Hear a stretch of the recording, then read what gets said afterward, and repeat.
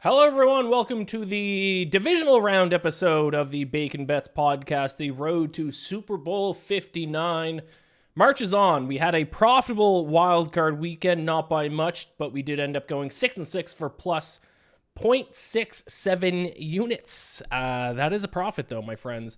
Thankfully, we did hit both bets on Monday night, which then brought us back into the green, hitting the under 47 on the Vikings-Rams, and also TJ Hawkinson to find the end zone at plus 215. Player props, I'm going to be honest, a lot more profitable this week than the sides and totals. 4-2 on player props, including that Hawkinson touchdown at over 2-1 odds. 2-4 on my sides and totals. Did manage to hit the Ravens to cover the 9.5 point spread and the under 47 on Monday Night Football. Missed on the other four games in terms of sides. Broncos look good. Broncos plus 9 look great on the first drive. 7-0 and then didn't score another point. Hard to cover any type of spread if you're only going to score once the entire game. Packers let me down, injuries and some other issues with Green Bay. And I probably misevaluated that game against the Eagles. Buccaneers had it, and then the Commanders are, I gotta say, and maybe I am a little bit butthurt over the Commanders effectively eliminating the Falcons in Week 17, but the Commanders have a few wins this season that, listen, if I'm going to give the Chiefs shit, I have to give the Commanders some shit too. Buccaneers had a weird fumble. They also had that weird third down play where the center snapped it before he was supposed to, and then they won on a doinking in against the Eagles earlier this season. Devontae Smith dropped a wide-open, game-sealing third down catch in his hands. The Hail Mary against the Bears. Like, the Commanders do feel like a team who, while I don't want to discredit them because their offense has been fantastic, Jaden Daniels has one of the best rookie seasons of all time. They have had some things go their way, which is now unfortunately going to make me cheer against the Commanders the rest of the way. But hey, they did defeat the Buccaneers, the Falcons, NFC South rivals, so I guess I will lean on that, and we'll see what happens in the divisional round. Before I get on my picks for the divisional round, and once again, I'll be doing a side or total on all four games, including a player prop for all four games, so I'll have 8 picks for this week. It's the intro, so I got to talk about some other things, and I do have 2 things on my mind, one non-football related, then one football related, and then we'll get into the picks. Starting with the one that's like, yes, it's not football related, but it is going to play a role in my football life here in the next few weeks. And if you hadn't listened to last week's episode, I am going to New Orleans for the Super Bowl with Stack in the Box and with Sports Illustrated. And I will be there for Media Row, Media Night, Radio Row, I should say, Media Night, Radio Row, all the media things that happen week of. I'm starting to get some interviews lined up already. I did find out today that I will be interviewing my personal Lord and Savior, Michael Penix Jr., I believe, a Wednesday morning of Super Bowl week, so I'm very excited to talk to the Falcons' current quarterback. But I got to say, I'm losing some sleep over one thing. And it's something that I tweeted about, actually, unrelated to this, but I did tweet about this general topic a few weeks ago. And it's related to what you do as a man when you meet someone else in person. Now, every other time that I have interviewed athletes has been over Zoom. I've never interviewed an athlete in person, so this is going to be a new experience for me. But I have a lot of anxiety in terms of what you do when you meet someone as a guy. Do you go for a handshake? Do you go for a fist bump? Do you go for a dap? And then what variation of a dap? Do you go hand only dap? Do you go hand shoulder bump? Do you go hand half hug? Do you go hug and then dap? Or even if you do a dap and then a half hug, and then what time do you lock in the dab? The whole thing stresses me the fuck out, to be honest.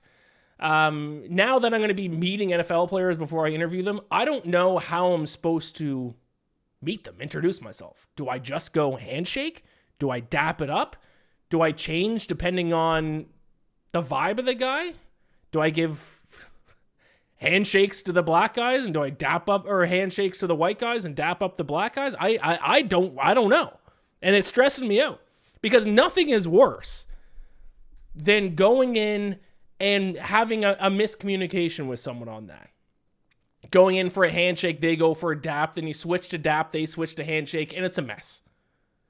And it's happened too often in my life. I always mess it up. And now it causes a lot of social anxiety for me. When I was growing up, I grew up in a very rural area. I grew up in a small farming community in the Annapolis Valley in Nova Scotia, Canada. When I was growing up, it was a handshake. There was no dapping. There was not even a fist bump. Every single time you met someone, it was straightforward, didn't have to think about it. It was a handshake. It was a nice, firm handshake, no matter how old the person was, if the person was 10, if the person was 15, if the person was 30, if the person was 50, if the person was 80. It was a handshake every single time. You don't hug, you don't dap, you don't fist bump, handshake. I like that. What's wrong with just a straightforward handshake? I then went to college. I then played college football, and on my first time there, I met people from some more urban areas that I certainly wasn't used to, like people who were on the team from the Toronto area, and I got introduced to the concept of dapping someone up. And that was new to me. So then I'd start, most people in university, because most people on the football team were at least from the Toronto kind of ish area, if not they're from another city, I just went dap. But then I go back home to where I'm from, and then it's back to the handshake. And now I'm in New York, and now it's weird. Now I think it's mostly dap, but it's like a half dap, maybe even like a hand-only dap. There are so many options when you meet someone, and I never go for the right thing. And then you're friends with someone, and then like you're leaving, and then it's like, do you just hug it out? Or if I see an old friend I haven't seen for a long time, do I just hug it out? Do I shake their hand? Do I do the dap? This person might not know the dap. I know the dap now. Do I use the dap? Do I use the handshake? Do I just go for the fist bump? Do I not even try to make contact and I just give a nod and a hello, or a nod and a goodbye? These are the things that keep me up at night. Women complain about the patriarchy. Try being a man that has to meet another guy not knowing what to do. Women, it's very straightforward. This is what women do every single time they meet someone, no matter if it's someone they're just meeting for the first time, someone they've known for 5 years, someone they've known for 20 years. You ready? This is what women do every single time. Oh my God, it's so good to see you. Hug. Oh my God, I love your dress. That's it. You can replace dress for shirt, earrings, shoes. It doesn't matter. I love your blank, and you can fill that in every time. Oh my God, it's so good to see you. Oh my God, I love your dress. Oh, it's so good to see you. Hug. Oh my God, I love your shoes. Where'd you get those? Every time, without fail. Girls don't shake hands. They don't dap. They don't fist bump. It's a hug. It's a hug no matter what. If you're meeting them for the first time, if it's an old friend, it's a hug every single time. It's so good to see you. Compliment an article of their clothing. Women, you think you have a tough try being a guy and seeing someone that you've met 5 times before. Try that. Handshake, fist bump, half dap, full dap, half dap, half hug, full hug. I don't know what to do. When I meet these athletes, Super Bowl week on Radio Row, that's the only thing. Fuck the interview. I can do the interview. I've done enough interviews now. I can do the interview. But what do I do when I meet the athlete? I want to just go a handshake, but I feel like NFL players aren't handshakers. I feel like they dap. But the first time I meet an NFL player in person, I'm supposed to dap them? That feels like that seems like an arrogant move. So this is what I'm thinking about. This is what's caused me to lose sleep at night over the next few weeks. I'm gonna have to ask my Stack in the Box co-host Sterling Holmes, who's done Radio Row at least once, I think a couple times now. I'm gonna have to ask him for advice on this. I don't know what to do. I'm stressed. The other thing I want to talk about: Mike Vrabel hired by the Patriots, who I believed was a good hiring until I saw this clip. And I tweeted this out, and I tweeted this one quote has made me completely lose all faith in Mike Vrabel being an NFL head coach. Patriots are cooked. Some people agreed with me. Some people said I'm an idiot and I don't know ball. I'm going to play this clip. I think it's going to play through here in the audio. Let's play it. You don't have to throw it 50 times. I think an interesting stat was, I think the quarterbacks that attempt more than 50 passes a game have won 22% of their games. Other than Tom Brady. So he's won like 70% of the games, and he's had to throw for more than 45 times or something. So if you don't have Tom Brady, then you probably shouldn't throw it 45 or 50 times a game. You don't have to Now, I'll play the important throw part it one 50 more time. times. I think an interesting stat was Interesting stat. Quarterbacks that attempt more than 50 passes a game have won 22% of their games. Other than Tom Brady. Co-host in the background. Oh, Jesus. Whoa. It's crazy to me. Now, Mike Vrabel is obviously a successful head coach. He dragged a bad Titans team to a lot better records than they deserved to have. I think this year's Titans team is proof that Mike Vrabel did the best he could with what he had. But it's crazy to me that there are coaches who played in the NFL, played all the way through, are now coaches in the NFL, get paid tens of millions of dollars, and they don't understand a concept that, to me, an idiot like me understands right away. The quote is, teams who have thrown the ball at least 50 times in a game have a win percentage of 22%. And he says that and if you listen to the longer clip, he's basically making the case for saying, hey, I'm the head coach of the Patriots now. We're going to establish the run. We're going to run the football. And this is old coach speak. You will not hear the best coaches in the NFL repeat this kind of stat because it doesn't make any sense. So he's basically going, which I hate about some NFL head coaches, we just got to establish the run. It's physicality, establish the run, and the rest of everything else will figure itself out. We just got to play good defense, and we got to establish a run. And these guys have never used stats in their life. They don't believe in stats. They don't believe in math. Then they hear a stat like this, and they're thinking, hey, I'm a stat guy now. Listen to this stat. Teams who have thrown the ball 50 times in a game, 22% win total. And they just repeat that as a way to justify the fact that they're going to run the football. Now, you should run the football. I'm not advocating, and a lot of the people in the replies were kind of saying, he's right, you have to run the football. Yeah, you obviously can't throw the ball every single play. But these are the kinds of coaches who will be averaging 3.7 yards per rush, be down 21 points in the third quarter, and still trying to run the football because you got to establish the run and have some physicality to your offense. No, that's ridiculous. Establishing the run only works if you actually run the ball successfully. If you run the ball and you're averaging 5 yards a carry, then teams are then going to load the box to stop the run because they are not able to stop it, and then it opens up the pass.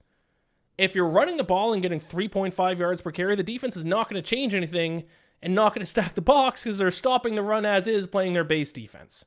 I actually think, ironically, a more effective tool is to establish the run to establish the pass to set up the run as opposed to the other way around. My real issue is the stat.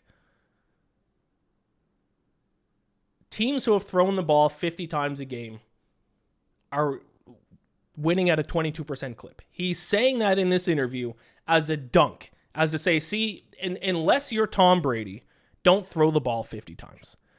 Completely not even taking this one step further. What teams are throwing the ball 50 times a game? Teams who are down. Teams who are winning, if you have a lead, you're not going to throw the ball 50 times a game because you're going to run the ball and drain the clock. The only situation where a team's going to throw the ball 50 times a game is if they're in an offensive shootout with the other team, or if they're down big in the second half, then they have to throw the ball to try to play catch up. That is Stats 101. That is day one of any stats class ever. This is not advanced stats. This might even be just taught in basic math. Correlation does not equal causation. If you've taken any kind of, even an arts class or a science class, and you look at the scientific process, this is the number one thing you learn. Correlation does not equal causation. The fact that teams who throw the ball 50 plus times is correlated with a losing record does not mean they have a losing record because they throw the ball 50 times and therefore you should run the ball, and running the ball is what wins games. They're correlated, but they don't cause each other. What causes it is people are throwing the ball not because they're losing. They're not losing because they're throwing the ball. It's the other way around. To make a real life example of it, and this was the example that was always explained to me. If ice cream sales, someone would say ice cream sales are high at the same time of year that violence rates are high. And if you were to take that, then you would think, hey, you know what? I should go sell ice cream in the highest crime district of the city. Crime rates are high. Ice cream rates are high. So therefore, let me go to the biggest crime part of the city and sell ice cream. Now, if you're not a moron, you would know that would obviously not be smart, and those things aren't actually, one actually doesn't cause the other. Violence rates being high does not actually increase ice cream sales. There is a third factor, which is the heat, which when temperatures go up in the summer, people want to eat ice cream. Also, increased temperatures lead to increased crime because people are angry because it's hot. But Mike Vrabel is basically saying, I'm going to go sell ice cream in the highest crime district in the city because, hey, when violence is high, ice cream sales are high. So let me go sell this ice cream in a high crime area. That's basically what he's saying. Completely disregarding temperature.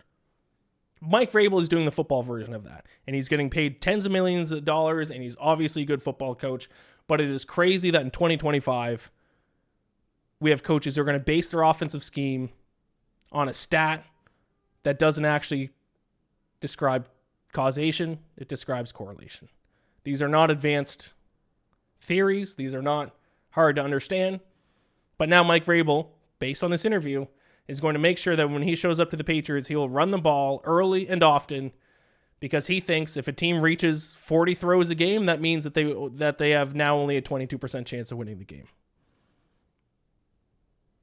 It's frustrating to me because that seems very straightforward, and it seems like if you're going to get paid tens of millions of dollars and be the highest touted head coaching prospect, this should be a basic concept that you should understand. Teams that are winning games aren't going to throw the ball 40 times because they have a big lead. They're going to run the ball. So they probably don't need to throw the ball 40 times. Mike, this is not a difficult concept. So that's the intro for this week. Let's read some of the replies to my tweet. Was this one quote? Now I have lost faith in Mike Vrabel because now he's going to build his offensive scheme based on, hey, we need to make sure we don't have 40 pass attempts in a game because then we have only a 22% chance of winning. Here's a response. You apparently know nothing about football. He's 100% right. You have to be able to run the ball. Yeah, running the ball is certainly helpful, for sure. I know nothing about this. This isn't my tweet is not even about football. It's about correlation against causation. He also said, I can't believe it's 2025 and there's still so many stupid people out there. Perfect.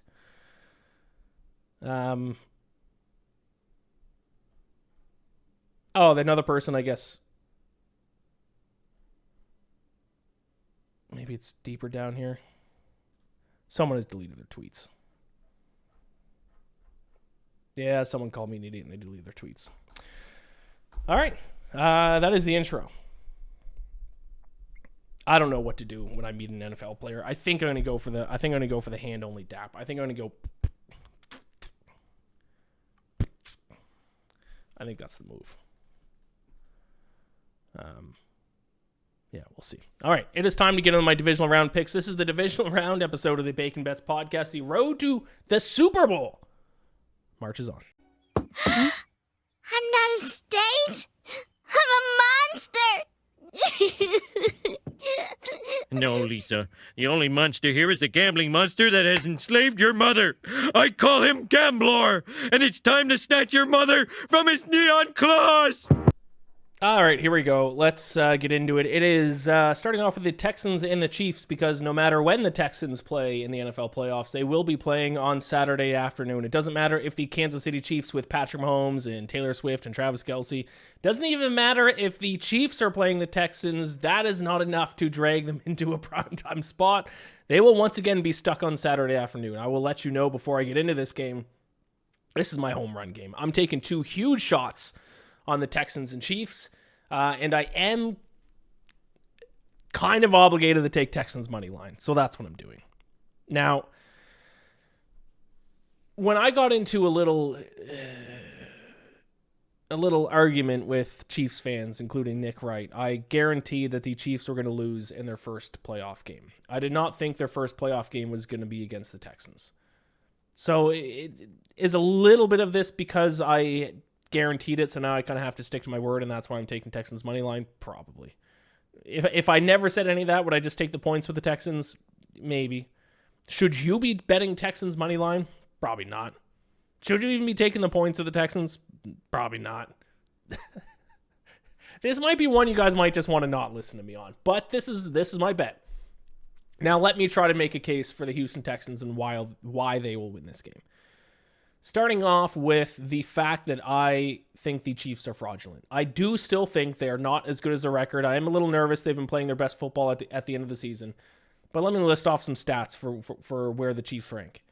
They are 20th in the NFL in net yards per play at minus 0.2, 9th in EPA per play, 15th in opponent EPA per play, 8th in success rate, 13th in opponent success rate, 22nd in red zone touchdown percentage, 8th in opponent red zone touchdown percentage, 3rd in third down conversion rate, and 27th in opponent third down conversion rate. Those are not the numbers of a team that is dominant. Those are not the numbers of a team that should only have 2 losses on the entire season, really just 1. And those are not the numbers of a team that should be this big of a favorite against the Houston Texans.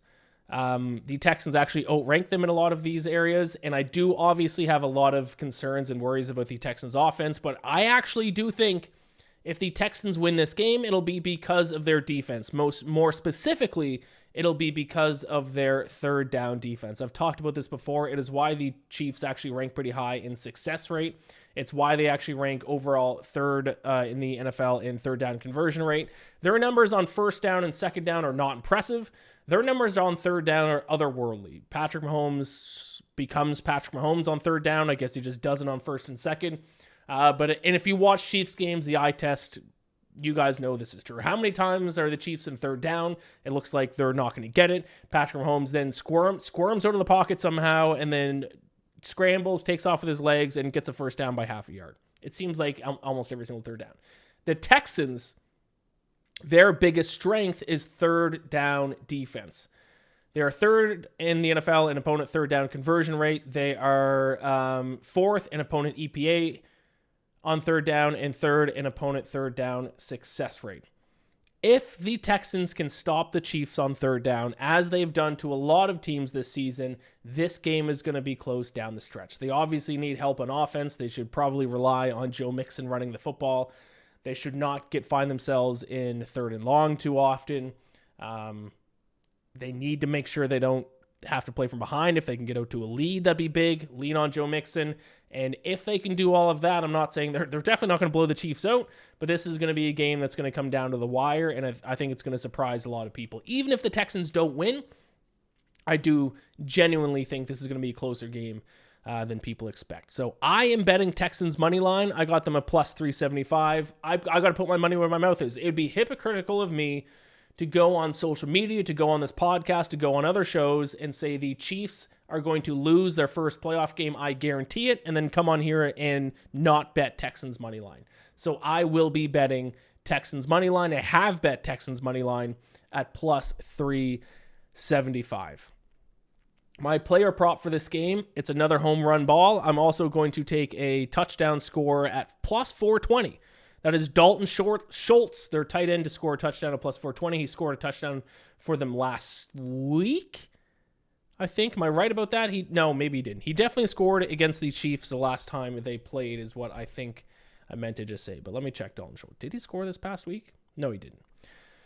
But when these two teams played just a few short weeks ago on December 21st, Dalton Schultz did score a touchdown. And the reason why is because the Chiefs have struggled to defend tight ends all season long. They've allowed 106 receptions to tight ends in the regular season. That's tied for the second most. They're also allowing the most receiving yards at 1,191.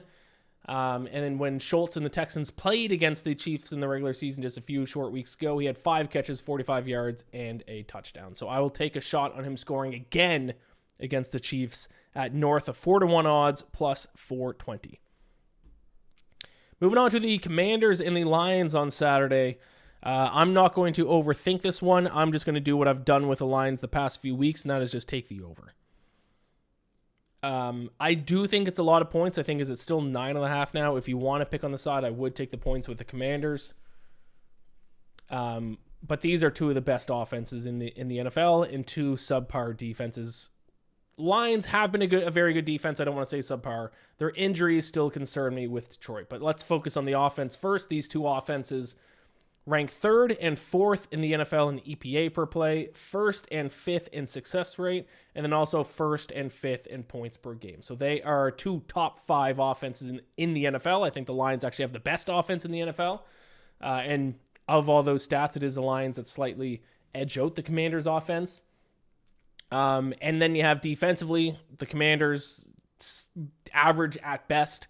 They've had a lot of issues stopping the run, which is going to be big in this game. Their secondary has not exactly been great. And then the Lions are banged up. Now, let me actually take a look at the latest Lions injury report. Terrion Arnold's going to be huge, whether or not he plays. I think Terrion Arnold looks like he did practice. So that is big for them. Carlton Davis not going to come back for the playoffs, it looks like. Kevin Zeitler, we'll see at guard if he comes back. Is Terrion Arnold. Getting Alex Anzalone back for Week 18 is massive. Terrion Arnold. The newest, ever since Elon took over, his search just does not work on Twitter.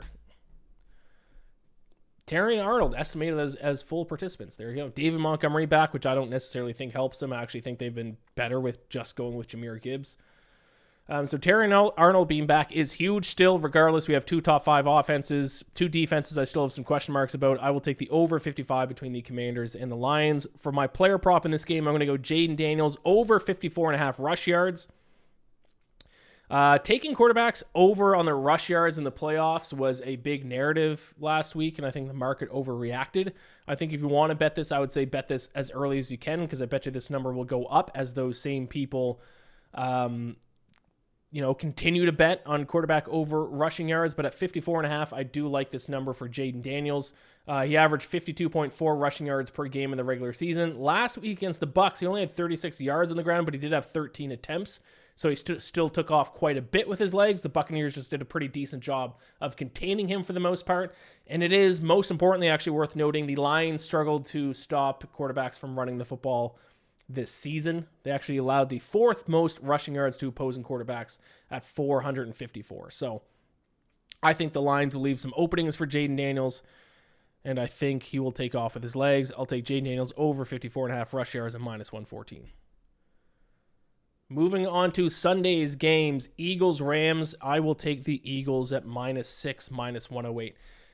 I know the Rams had an impressive win over the Vikings, but I actually think that was more of a case of the Vikings looking horrific than the Rams looking good. I think in the playoffs in the future, in future seasons, we need to fade teams that stumble into the playoffs. If we did that in the first round, we would have won more than I did. What were the teams who stumbled in the playoffs? Steelers, lost in cover. Vikings, lost outright as favorites. Packers, lost in cover. Those would be the 3 teams who kind of stumbled in the playoffs. You could say the Texans, and I wouldn't argue against that too much. Texans did look actually pretty solid against the Titans in Week 18.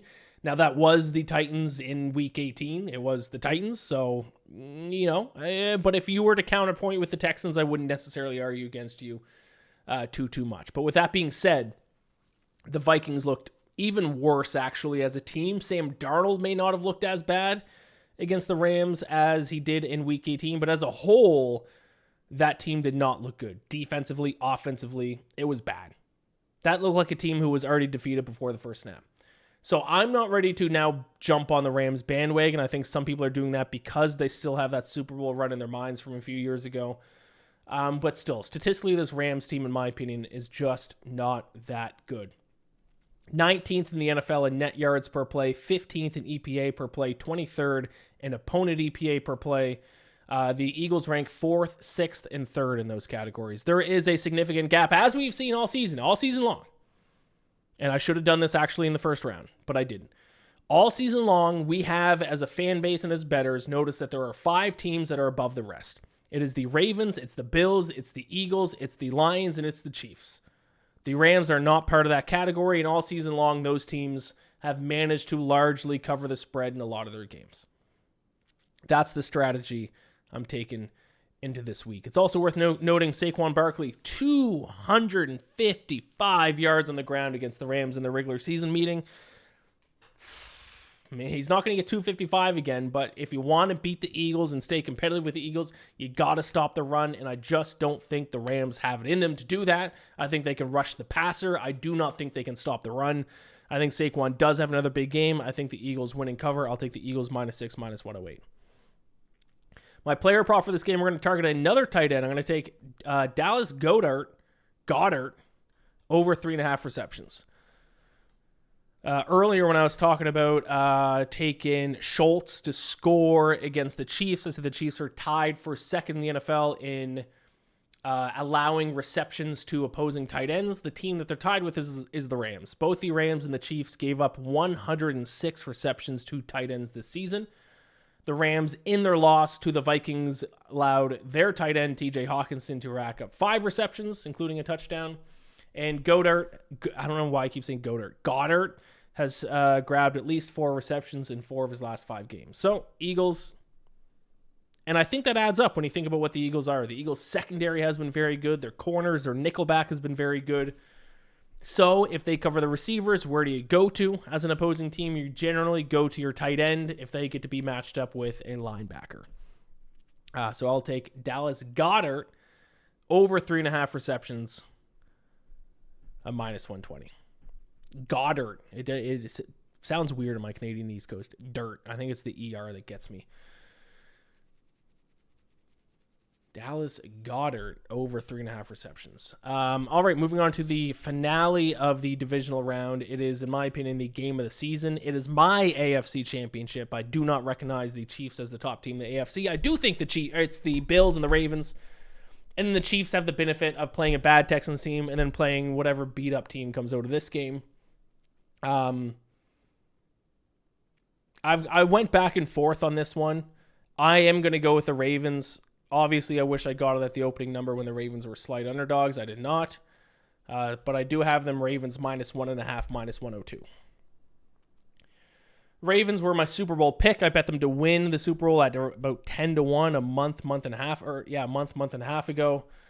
And they have statistically been the best team in the NFL this season. Net yards per play, they lead the NFL plus 1.6. That's 0.6 yards better than the next best team.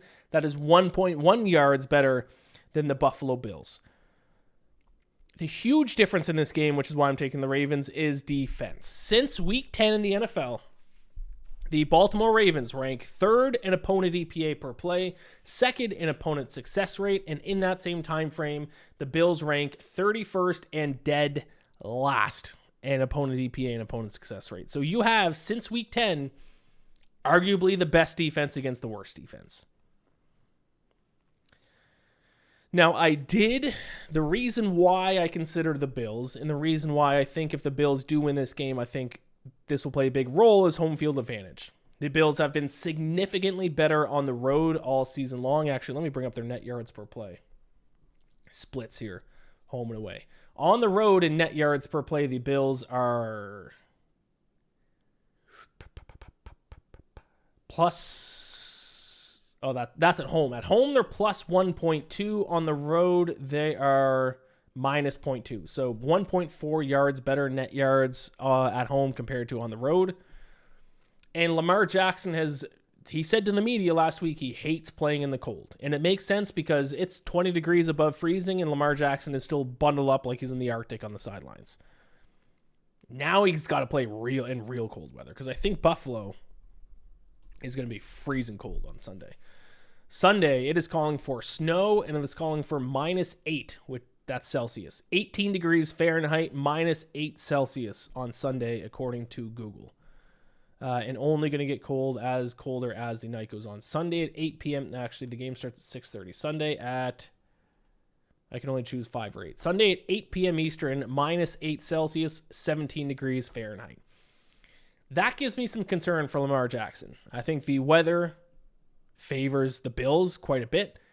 I think home field advantage in this game is worth quite a bit. My counterpoint to my counterpoint would be Derrick Henry is already extremely difficult to tackle. Imagine having to tackle Derrick Henry in the freezing cold. Ugh. That's going to be a tough challenge for the Bills defense. The Ravens should, in this game, I think, just run the ball. Run the ball, run the ball, run the ball, run the ball.